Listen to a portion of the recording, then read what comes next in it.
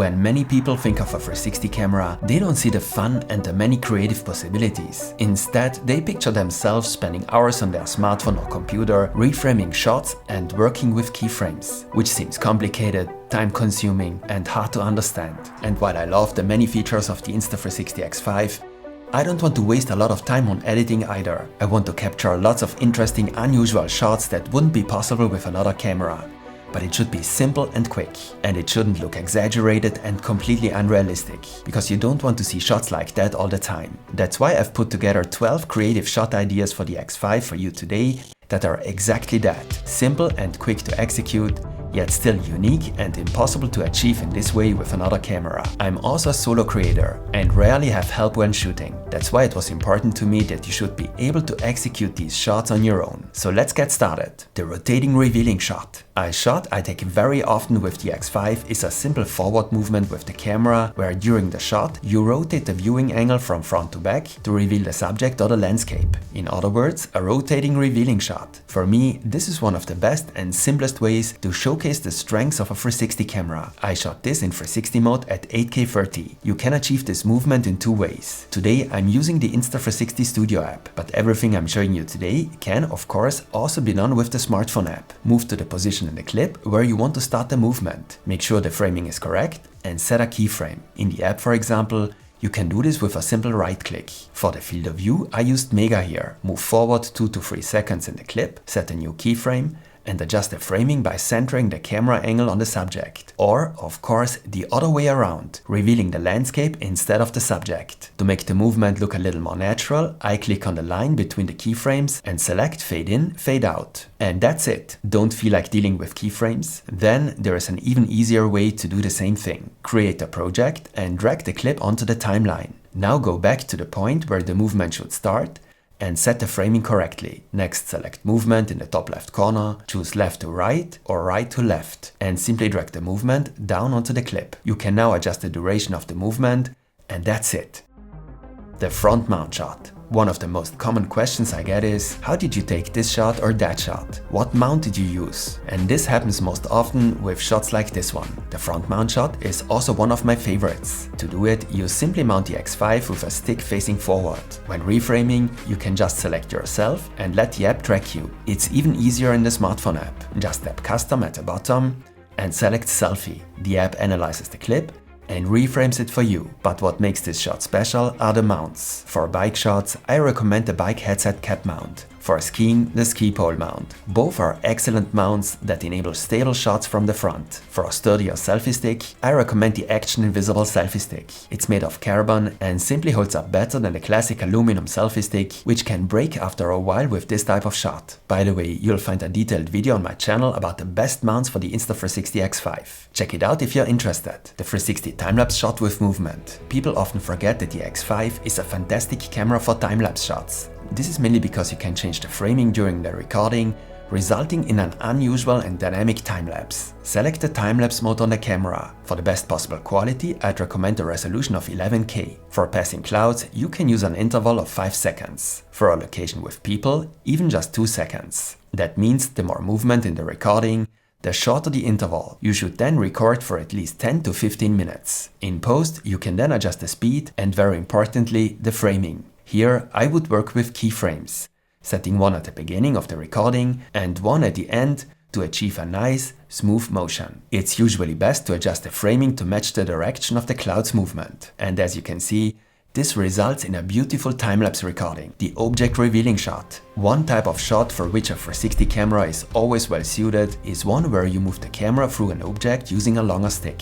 The object is then revealed by the movement. A wide variety of objects work well for this. For example, a bicycle, a railing or a car. As in most cases for video recording, I set the camera to 8K 30. In the app, I then set a keyframe at the beginning of the shot with the optimal framing, so that the object isn't visible yet. After all, it's supposed to be revealed by the movement. Then, at the end of the movement, I set the framing to focus on the object, and the shot is done. You can also change the field of view as the movement progresses. For example, in this case, I started with D-Warp on the first keyframe and then switched to Mega on the second keyframe. Of course, you can add even more movements, but as I said at the beginning, I prefer simple shots. Of course, the 3-meter long selfie stick is also perfect for taking this kind of shot. But the 3-meter long selfie stick is also particularly well suited for a shot that Insta360 frequently promotes, the fake drone shot. Thanks to the stick's length, the reframing options and the extremely wide field of view, you can capture footage that strongly resembles a drone shot. So you can take aerial shots in situations where using a drone isn't allowed, like here. To do this, hold the camera with the stick pointing upward and move straight ahead in one direction. For this shot, I again set the X5 to video mode and 8K at 30 frames per second. In post in the app, I then optimally adjusted the framing as needed using 2 or 3 keyframes. So as always, a keyframe at the beginning and a keyframe at the end of the recording. I only add another keyframe during the recording if necessary. I also used Mega as the field of view here, or you can track the subject, for which this shot would also work well. You can also combine this shot nicely with a rotating revealing shot, the 360 Hyperlapse Shot, and the X5 also works well for hyperlapses. Unlike a time-lapse, this type of shot involves moving the camera while recording. For this, I use the time shift mode on the X5. As always, at the maximum resolution of 8K. The speed setting determines the factor by which the recording is sped up in the camera. A higher value usually works a bit better, but the auto feature works well too. However, in this bike shot, the camera's auto mode sped up the shot a bit too much. Similar to the fake drone shot, it's important for this shot that you keep the camera at a constant height and move smoothly in straight lines. I'm here on a ski lift, which automatically creates a smooth motion. To give the footage that sense of speed, I enabled Motion ND in the app. Here you can also adjust the intensity. For this shot, I set the spread to 85 and the intensity to 50. Just like with the shot taken on the ski lift, you can of course add motion to these shots as well. The only thing that really bothers me about the X5, and actually every 360 camera, is the enormous amount of storage it requires. My memory cards and hard drives are constantly full. That's why before the next shot, I'd like to show you this new accessory for the X5. A 512GB SSD. You simply connect it to your camera's USB-C port, expanding the X5 storage by 512GB. Once you've plugged in this quick reader, all recordings will automatically be saved directly to the SSD from now on. And the cool thing is, you can also connect it directly to your smartphone to edit your recordings, or if needed, save videos you take with your smartphone to the SSD, provided that's supported by your device. A great accessory for longer trips or lots of recordings. By the way, you'll find a link to all the accessories I use in this video in the description below. The bullet time shot with motion. You're probably familiar with the bullet time effect. Have you ever tried to create a bullet time effect while in motion? Like here while skiing? Bullet time is the effect where you spin the camera in a circle above your head. There are various accessories available to achieve this effect. For this shot, I recorded in 5.7K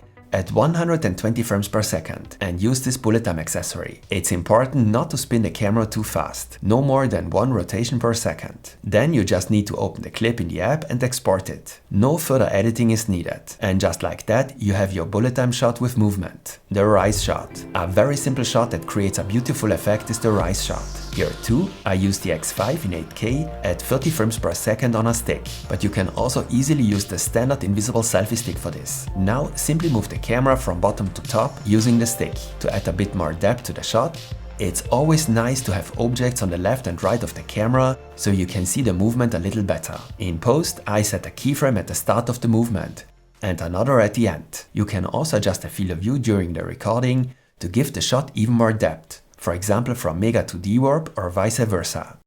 The walking hyperlapse shot. Earlier I showed you a hyperlapse shot using the time shift mode. You can achieve a similar result using the video mode by speeding up the footage. I'm calling this a walking hyperlapse shot. Hold the selfie stick with the camera pointing upward and take a nice walk through the city or the park. Here too, it's important to walk in straight or even lines and keep the camera at a constant height. I then added a few more keyframes, partly to get the curves just right, and at the beginning to focus on the building, which also looks good. Then speed up the footage to 8x and add Motion ND again as shown earlier. This last step is extremely important because it gives the footage that sense of speed. And just like that, you've turned the walk into a hyperlapse video. Since I recorded it in video mode, I had much more control during post-production, but the recorded file is also significantly larger than it would be in time shift mode.